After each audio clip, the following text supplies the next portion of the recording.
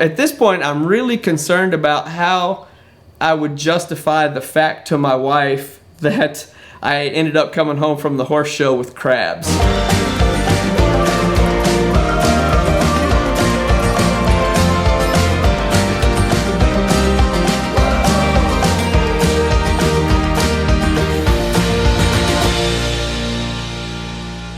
So if you've ever been up and down the road enough, you've probably stayed in plenty of hotels, and if you've ever had the joy of staying in the Royal Inn in Abilene, Texas, is going to be one for the books that you'll remember forever. So this was way back in the time when kind of the internet stuff was really starting, and you could book your hotels online, and everybody's got their little profile picture. So I needed a hotel. We were going down to a horse show there in Abilene, and so I went online and looked, and they had the picture of this hotel, and it was kind of an older hotel, but it was really, it looked pretty good.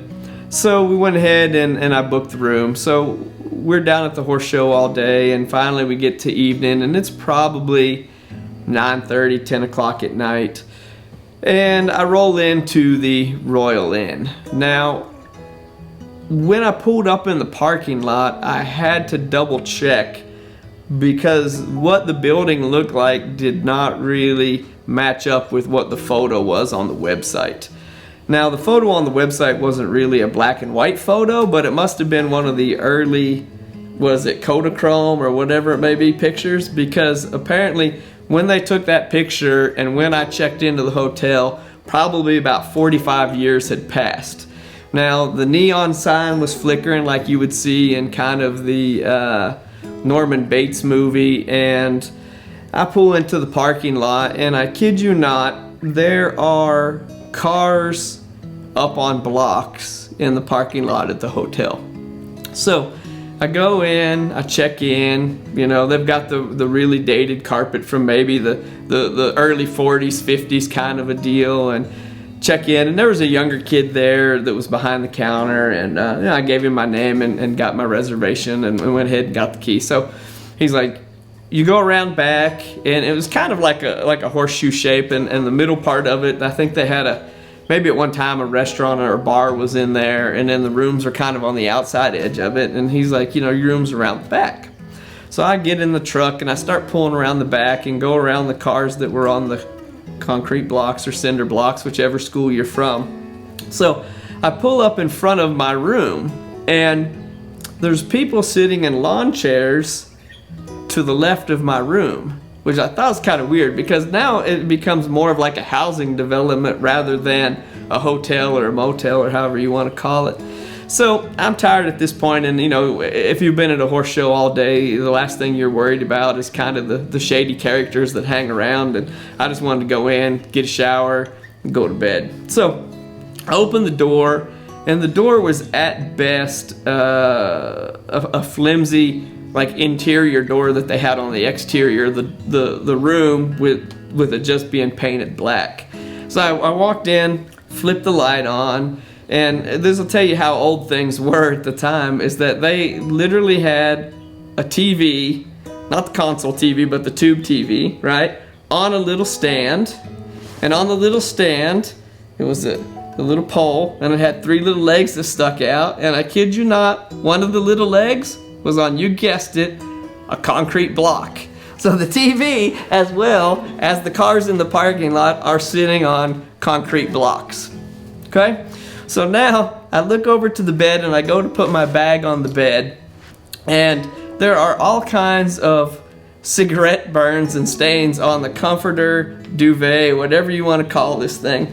So now I'm a little sketched out. Now, I've stayed in some rough places, and I'd rather just probably have slept in the barn at this point. But I sit down on the corner of the bed because at this point I'm really concerned about how I would justify the fact to my wife that I ended up coming home from the horse show with crabs, right? And I just stayed at this hotel. So I'm trying to come up with all the best case scenarios on how this story is going to go down, and happen to see cigarette burns on the carpet, and it was like orange shag carpet. So we were way back in the day. So I thought, well, worst case scenario, I'm going to go in, wash my face, take a shower, and then I'll decide what I'm gonna do. Because I may stay there, I may not stay there. So I go into the bathroom, and I happen to look into the shower because I really wanted to take a shower because I had a bunch of horse show dirt on me. And I look in the shower, and I kid you not, in the shower were some pubic hairs that were still there. And I promise you they were not mine. But the connection between the two rooms was another door, and it was just, again, an interior door. So this must have been like the deluxe suite that I was in, that you could turn it into a single room or a double room, right? But in the room next door, as I'm standing in the bathroom, I hear the tenants in the room next door. Now, I'm not gonna say that they were overnight guests. I'm probably gonna say that they were renting the room by the hour, if you know what I mean, right?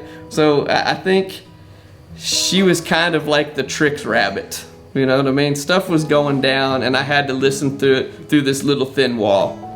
So after the pubic hair in the shower, I thought, okay, maybe it just didn't get clean. I could probably just hose it down and I'll still take a shower. So I thought, well, I'm just gonna wipe my face off here and kind of collect my thoughts. Well, I turn the water on in the sink, and I start to wash my face, and I reach up and grab the hand towel, and you know what?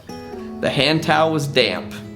Okay, so now it's like 3 strikes against everything that's going down. So I'm pretty well disgusted, and it takes a lot to really get me kind of bothered about stuff. But now I go back into my room, and I'm sitting on the edge of my bed, kind of like this, right?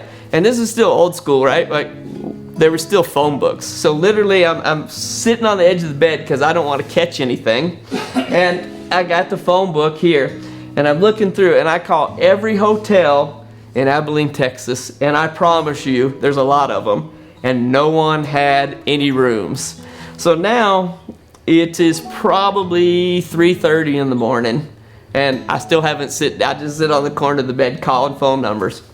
So finally, I get a hold of a hotel clear on the other side of Abilene, and I said, you know, I don't smoke, and you know, whether you think it's a good habit or a bad habit, I'm not for it. But I called, they said, yeah, we have a room, and it's a smoking room. I'm like, fine, I'll be there.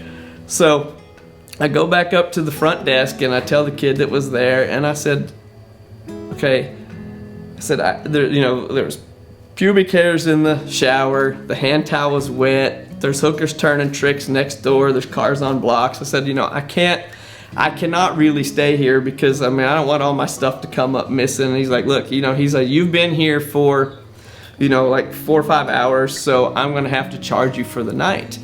And I'm like, look, I said, I'd really like to have my money back. I'm like, can you tell me in all honesty that if you came to this hotel, would you stay here? And he looked at me, and he's like, sir, he's like, look, I'm just here because I need a job, and he gave me my money back. So I drove all the way across to Abilene, stayed in the other hotel for the night. So if you ever have the privilege of being in Abilene, Texas, swing by the Royal Inn and have a look and see if it's still there. Maybe under new management, maybe not. But one thing I can guarantee you when you go there is you will be in for a surprise.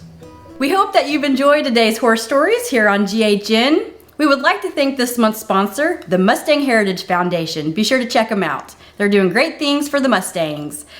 If you like what we're doing, be sure to press the like button. If you have something to say about what we're doing, be sure to go to the comment section below. Hit that bell if you want to be notified anytime we have new content. And of course, as always, please subscribe to GHN.